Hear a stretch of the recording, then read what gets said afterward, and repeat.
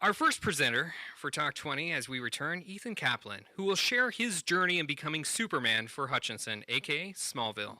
He will discuss what Superman means to him, what led to his portraying the superhero, what it took to become him, and what he hopes it does or will do for the community. Here's Ethan. Before I begin, I just want to say that he stole my presentation. That was going to be my whole presentation before. So I put this together last minute, It's been an incredible journey and honor in becoming Hutchinson's local Superman, aka Smallville Superman. Growing up, I loved Superman's principles and how he stood not only for truth, justice, and the American way, but how he represented hope, goodness, and other small-town values.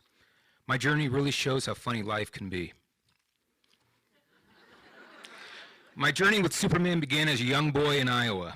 I was a fan of all things Superman, the comics, the movies, TV shows like Lois and Clark starring Dean Cain, and Smallville, a show about a teenage Clark Kent discovering his powers and growing up to learn how to use them. I even found time to obsess about Superman while at law school. And while Kristen was studying and briefing, here I am at a Halloween party my second year at Washburn Law in Topeka, dressed as Clark Kent with my then girlfriend, now wife, Melinda Young, roped into playing along as Lois Lane.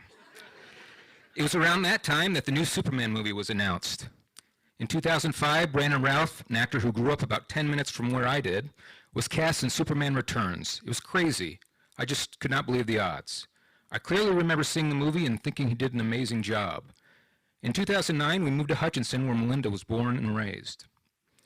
As fate would have it, Hutchinson would soon gain national attention through the Hutchinson is Smallville campaign, started by Chris Wietrich, and the Smallville Comic-Con soon followed. But I guess if your daughter wants to go, you gotta dress up, right?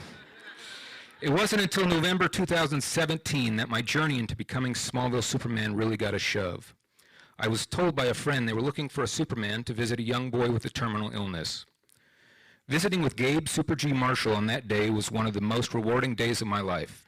We had a fantastic conversation about superheroes, how Hutchinson was the real Smallville, and how Batman's superpower was really just that he was super rich.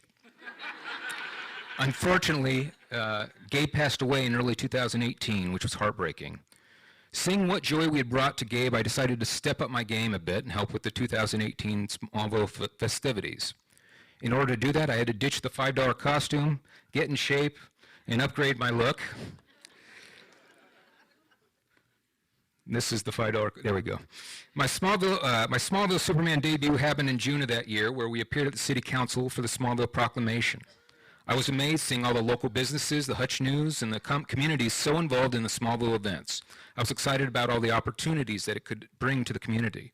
I was especially honored to be asked by Hutch Rec to appear at the Smallville Festival that year, hand out medals where I was able to meet and take photos. Seeing all the joy-filled faces, I was proud to be involved in something so great for the community. 2018, with the help of Bretson Young, Smallville Comic-Con was able to bring Dean Cain from the TV show Lois and Clark, an actual Superman, to Smallville. It was a surreal experience. I recall being called up during Dean's Q&A session to demonstrate how he would handle a wardrobe malfunction. His autograph to me was certainly a highlight as well, from one Superman to another. It was great transporting Dean around Hutchinson, although as you can see, it was difficult to find time to change out of the suit when needed. You'll see. I thought this tweet from Dean was certainly a good shout out to our event in our town, and it got quite a few views. It says, when at Smallville Con, everyone is driven around by Superman, even me. While promoting the Smallville Con in Kansas City this last year, I also met Clark Kent himself, Tom Welling, from the show Smallville. Again, a surreal experience.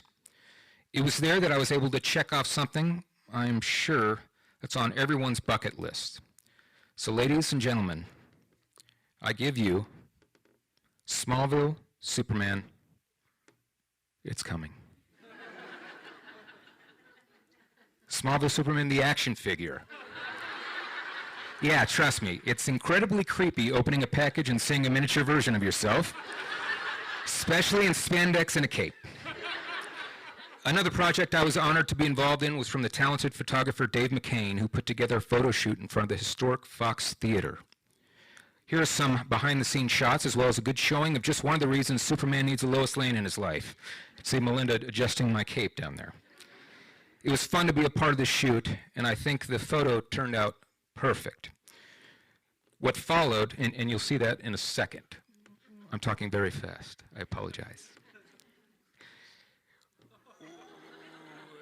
There I am, saving a little girl from being run over. What followed was a whirlwind of events that were bigger than the year before. I again appeared as Smallville Superman on the news, at the Smallville Proclamation, at Hutch Rec's Smallville Festival, and again at the Comic-Con. The community this last year was more involved than ever, with more local businesses getting involved in the Smallville spirit and capitalizing on the unique opportunity that only Hutchinson can do. This year, with Bretson Young's continued sponsorship, we were able to bring another Superman to Smallville. Having Brandon Routh from Superman Returns was great for the event, but also a great experience personally as we quickly became friends. It was right after that that they announced he would be reprising the role of Superman in a limited series for the CW, which for a fan of Superman is huge. He even invited me up to Vancouver to visit and see some of the filming, and he treated me like a fellow Superman. Even his kid was calling me Superman, which I felt pretty honored. Becoming Smallville Superman has been one of the greatest honors and experiences of my life, and I'm lucky to have ended up in Hutchinson, aka Smallville, where I can share my love for the character and express the values that he stands for. That being said, the true honor is simply the joy it may bring to a child like young Gabe Marshall, who battled an illness with the superhero-like courage, or young Luke Vieira here, who despite being in pain from having a heart issue, is still able to find joy in being visited by a group of superheroes. Or even the joy that it brings to a young boy in Iowa, dressed in a cheap Halloween costume, who may one day grow up to get to wear a better one and portray his hero. I want to say thank you so much to my family, John Robinson with Smallville Con, Chris Wietrich, Hutch Rec, the Hutchinson community as a whole, for your indulgence and letting me play. And I want to thank you to Talk20 Hutch for letting me tell my story. And I just want to end by saying, hearing Seth's story, it shows that you don't have to wear a cape to be a Superman. I think we did.